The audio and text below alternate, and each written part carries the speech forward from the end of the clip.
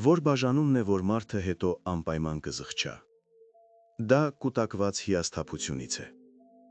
Երբ բացասականը երկար է կուտակվում, մարդը հոգնում է, ապագա չի տեսնում ու այլևս չի կարողանում տանել։ Մտածեք, եղել են ձեր գործողություններ, սուտ, խոստումների մոռացում, որոնք զուգընկերոջը նեղացրել են։ Նա համբերել է, բայց ամեն ինչ վատացել է։ Ի վերջո նա հոգնել է ու որոշել չհամբերել։ Հեռացողը կարող է թվալ վճռական ու ռացիոնալ, կարծես չէր սիրում, բայց որքան վստահ է նա թվում, այնքան մեծ է հավանականությունը, որ հետո կզղջա։ Ձեզ, ովքեր հեռացել եք հիասթափությունից, մեծ է հավանականությունը, որ կզղջաք։ Հարաբերությունները միշտ փուլեր են անցնում, կատարյալ զույգեր չկան։ Խնդիրներից փախչելով երջանկություն չեք գտնի։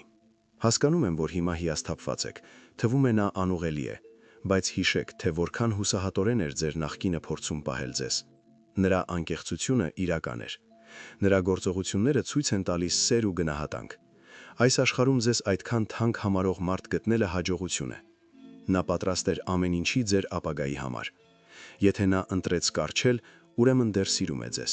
Նա պատրաստ է փոխվել, պարզապես ժամանակ է պետք։ Դուք գիտեք նա լավ մարդ է թե ոչ։